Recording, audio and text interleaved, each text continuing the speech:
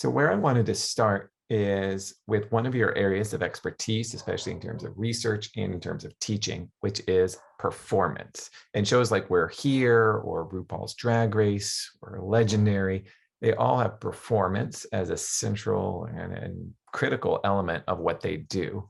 And so I wanted to see if you could talk a little bit about like theories of performance and how you go about teaching students about how to approach performance.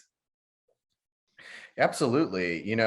I think that's a great question because performance is a word that can mean a lot of different things to a lot of different people, depending on who you ask. And it's almost kind of the same with the word communication. What is communication? What is not communication? And you can insert the word performance in there as well. What is a performance and what is not a performance? And so the first thing that I have students think about when they start studying performance is how can performance look in different versions of stages, as what I call them, right? Certainly when we think of performance, the first thing that comes to mind is like probably a main stage theater where you're going to like watch a play, and that is absolutely a performance, right? But a performance can happen in any place, right? Maybe a bar for a drag show, or it could happen on a street during a festival. It could happen on campus, in classrooms. A lecture could be a performance. And then beyond that, though, we can also understand everyday life as performance and performance-based and performative. And that's really where I start students at, right? Let's think about different levels of performance to help analyze the world around us, which could include very spectacular forms of performance like plays, or it can include an interpersonal interaction that we're having right now as part of a performance theory. So I start students there. I start to get them to think about what can be considered a performance. And then I start to ask them to think about performance as three specific things in class: performance as theory, performance as method, and performance as praxis. Right. So performance as theory, meaning that there are theories of performance, about performance, that help explain or elucidate concepts about our world.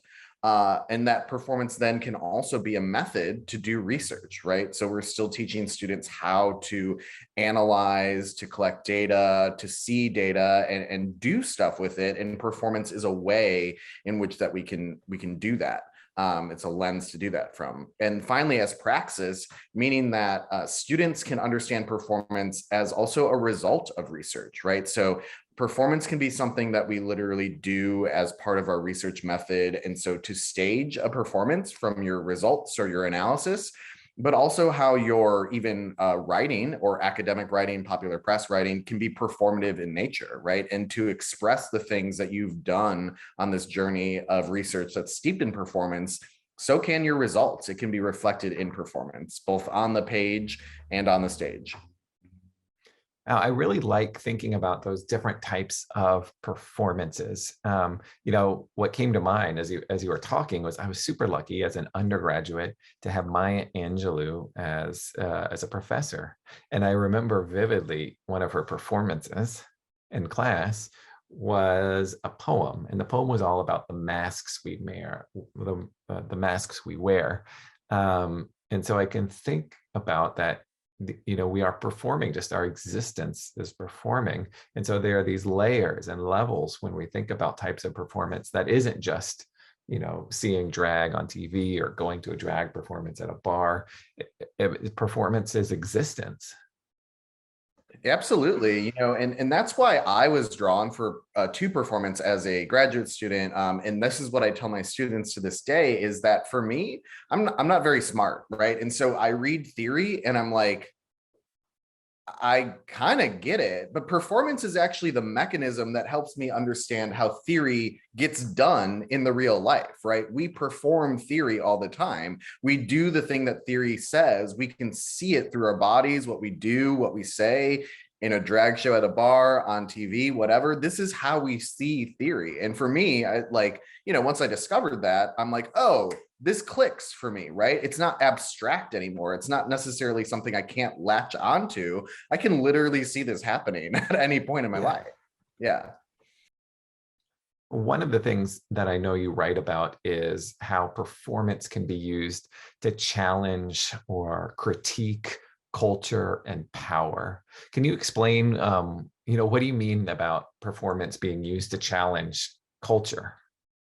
Yeah, absolutely. Performance is such an amazing tool to critique and challenge culture. And it does so in a variety of ways. And I'm going to talk a couple of them. So I think the first one that I think a lot of people probably like lean toward is performance is a really great tool for conscious raising, right? Performances and what are included in performance, the subject matter, whatever you're trying to do as a performer, becomes a real great way to disseminate, like, hey, this is a thing that's happening. I'm performing about it.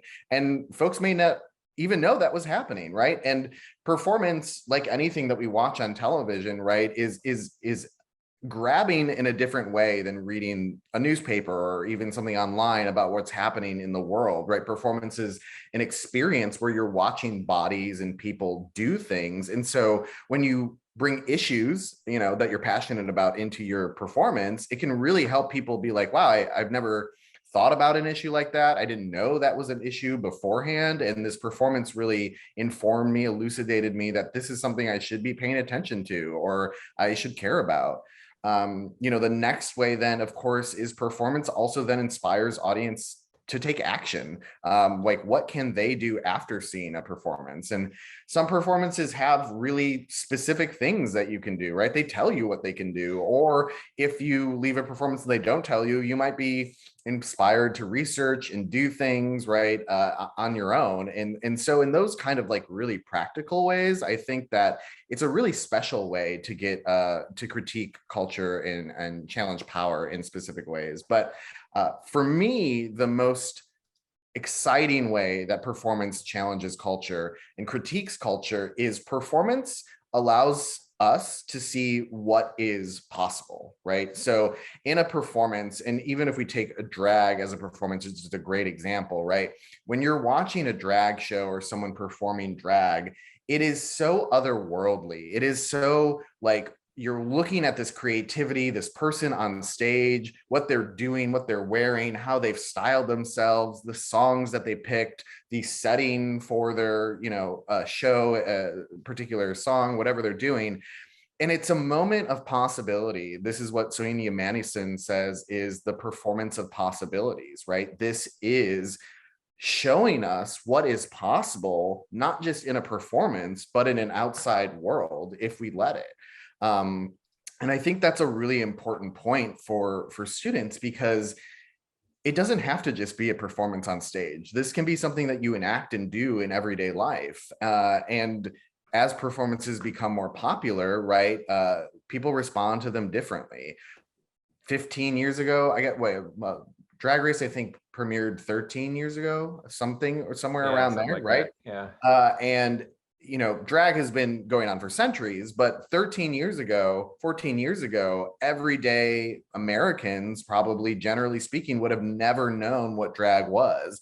And drag now is part of the mainstream discourse, is part of the mainstream conversation. And that leads us to think about, like, what's gender? What can gender be? What can we do with gender? And not just in a drag show, just in our everyday lives, right? And so performances show us what's possible, right? The creativity that goes into that shows us a possibility that might not be there. Now, you mentioned some of this in your response right there, but a question I had was thinking about we're here specifically, of course, the performances in drag. So how have you seen drag drag itself used as a performance that challenges culture or challenges power? Yeah, Um, absolutely. But and to maybe expand on that answer, yeah. to really specifically talk about drag, one of the things that's like kind of famous in the world of performance or gender studies generally is Judith Butler wrote about drag in like 2001 in Undoing Gender specifically. And she wrote it as, drag is exactly what I just said. Like, it shows us what we can do with gender. We can literally critique gender through understanding this performance that's happening at that time, very specifically in like very small bars, like across the United States. And so, of course, gender is like a really large thing that drag can do. And as it becomes more mediated, then we can really start to think about not only is drag present in our media, but what kind of drag is present in our media, right? And so We're here often, RuPaul's Drag Race, certainly, even Legendary, right? They do a style of drag that is very much kind of hyper femme, right? The performers are almost always engaged in hyper femininity, and that's valued. And on competition shows, it's literally rewarded, right? And Yeah. so that's one way to do drag. Of course, there are so many other ways that not only comment on moments of femininity, but masculinity and things beyond the binary, right? So there's a show called Dragula right now that's rather popular that shows a different type of style of drag. But one of the things that they do and show on their show often that a lot of people don't think about is there are drag kings, right? There are people who dress up in hyper masculine performances, which do very different work than hyper feminine performance, right? So again, this is a different critique that we can see through the art of drag. And then finally, right, there are performers who don't identify their drag persona as masculine or feminine. They're creating different types of genders, whatever they want to call themselves, monsters perhaps, right? And that can be a part of the discussion of like, what is gender? What can gender be, right? So I think that drag has a lot of possibilities. And as we see it become more mainstream and mediated, we can start to ask these further questions, not just does it exist, but how does it exist and what are we seeing and what else is there? It's interesting, listening to you, because I actually had an undergraduate student years ago come to me and wanted to do a undergraduate thesis, and it was on drag kings. And at the time, I wasn't really familiar with drag kings. And so, of course, I became very familiar with it. But so much of what we know about drag is presented from RuPaul. RuPaul has really set mainstream our understanding of drag. But then when you start really getting into it, you discover that it's really just sort of scratching the surface of what's out there. Yeah, absolutely. Even down to like the performers, like not even in their personas of drag, right? Who does drag, right? It's often understood that just like gay men do drag, but there are totally different ways and bodies that do drag. Cisgendered women do drag, right?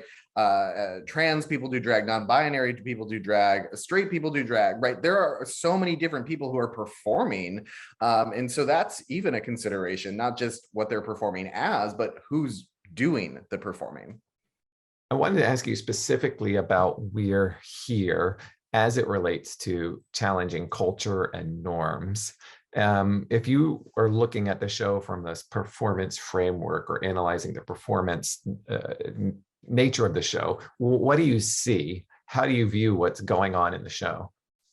I think that We're Here does some really great work. And specifically, one of the things that I think We're Here does really well is it shows performances of drag and queerness kind of just in general in settings that aren't major metropolitan areas. And I think that's a really important thing for people to see and to be confronted with.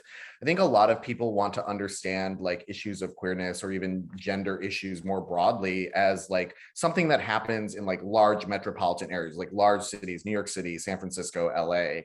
And it really erases the bodies that exist throughout the world in different geographies, right?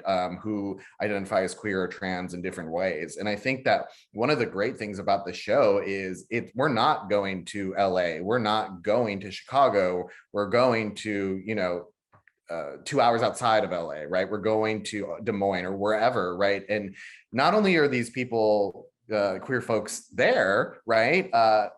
They are present with things to say, right? They have things that they want to show, to talk about, and to literally do in performance in a drag show. And that's what I think makes the performances at the end of the episode so special, is you get to hear from them, in that first half of the episode and what their life is like, what they've gone through, and what their locality is like. And then you get to see it really elevated in that performance space at the end of the show. But as you know, and any good student or knows, right, the mass media representations also provides us some really strong points of critique as well, right? And so it's not inherently good or bad, but right, we can also think about like what are the things that are missing from this particular show? And so I think one of the things that I would critique the show about is it is really based in identity, which is great. But I also am interested as a scholar and as a human how identities create politics. And I wish the show would often talk a little bit more about not just how to perform identities in these rural areas, but also then how people are actually moving their bodies outside of these performance spaces to do something in the world politically, right? Where have their identity formations intersected with their political formations to expand on what they would like to see change in the world, right? And I think that's one point I wish the show would that heighten a little bit more on. But I generally think that it's such a really strong introduction to drag culture, to gender performance, and helps us think through some complicated ideas. And the three drag queens, of course, on We're Here come from RuPaul. But I think in watching We're Here, the representation is much more inclusive compared to RuPaul, which is much more one-dimensional in terms of the type of drag and who's doing it. So I could see that as being an improvement, perhaps. Yeah, absolutely. I think so too. And as you continue to, as the drag race, specifically the franchise continues to get bigger and bigger and, you know, wider audiences and new countries having their own versions everywhere, right? It becomes very much something that almost feels like really inaccessible to a lot of folks, right? You see women and men go onto the show now wearing $10,000 gowns, right? Yeah, right. And so, you know, as someone who was always aware of drag, right, it also is like a dissonance because I'm like, whoa, this is not like right, wearing a $15 dress from H&M right. in a bar, right? And so the performance is different in that way. But Yeah, that We're Here yeah, really kind of comes back to some of those roots to be like, here's some people just starting off with playing with their gender, performing their gender, yeah, drag performance, and let's show these different types of people who are not professionals or whatever it might right. And We're Here does show all the people involved. It's not the normal, whereas RuPaul doesn't really show the work, the incredible work that goes into it. And that's something I know, like Bob the Drag Queen has commented on, the incredible cost of participating in a show like RuPaul's Drag Race. It's money to get on that show. And you know, it's funny because if you look, you know, to season 1, season 2, 3, I mean, they're like on the Yeah, floor cutting out yeah, fabric. It's like, yeah, that's what it's like. that's That's real. for a lot of people, that's exactly what this art means, is like trying to lose your eyesight like individual Yeah, sequins on a piece of fabric, right? And I do think the show has lost some of that a little bit, but you know, yeah, yeah. yeah. My last question is related to something I came across that you wrote, and it relates to We're Here. So one of the participants on We're Here identifies as Asian, gay, and male. And I know you wrote an academic article that looks specifically at the portrayal of an Asian drag queen on RuPaul's Drag Race. So can you talk a little bit about what that study was all about and what were your observations that you had? Yeah, absolutely. So that article is really fun for a lot of reasons, and it's interesting because the way that my co-author and I wrote that article, it is performing. It is performing. When we say performing, we actually mean performing on the reality television show rather than actually doing the performance of drag on the reality television show. So we're actually looking at the performer rather than the performance of drag on the show. So that's the first thing that I would say, which is why it went through so many revisions, is we're actually looking at the human named Gia Gunn and her performance in everyday life as a trans Asian subject. And specifically what we're looking at is how what we're really interested in a broader project is how different bodies of color or different bodies that occupy difference in some way, strategically use the logics of whiteness to their advantage. How they do that, and what are the consequences for other bodies who may not be able to draw on the logics of whiteness. And we're specifically thinking about Black and Indigenous folks very specifically, who don't have the same access to the logics of whiteness that other folks do. So we first kind of look at the performer Gia Gunn, who is a trans woman, and particularly how her femininity and how she styles herself as a woman fits into a very what we call white pinup kind of idea of femininity, right? And so thinking about then what becomes acceptable not only as general femininity, what becomes accessible for the trans subject to embody as woman, as femme, right? And really what she draws on are, like white logics of traditional notions of femininity. And she has the ability, because of the adjacentness of her racial makeup, Asian to white, and as well as the way that her body is built, right? The size of her body, the way that she speaks, the things that she's able to do and stylize herself in, really drawing on these particular logics. Then the other thing that we kind of look at is how her specifically Asianness is kind of produced on the show. And specifically, we argue that it's really Orientalized, right? And so when we say Orientalized, we mean looking at her Asianness through a kind of Eurocentric Western lens, American lens, to exaggerate, to emphasize, and to distort difference in a way that's foreign, making it, into a hierarchy of cultures, essentially, right? And so what we're really interested then is the reason that this Orientalizing is really interesting is not necessarily just because she's an Asian subject, it's because she's a trans subject. And we can understand that through trans misogyny as well as anti-Asian sentiment, right? And so these ideas of race, gender, all these things are really intersecting on how this one person is doing her performance of everyday life. This is not a performance on stage. This is not a persona on stage. This is who she is. And this is how reality television producers have chosen to show us her, right? And so this is where performance becomes really useful, because it's not just about what she's doing on the stage. It's about how we as audiences on a TV show can understand how this person is being produced in this mediated setting. And it allows us to think about different issues that intersect, right? Race, gender, and all these different things that are really important.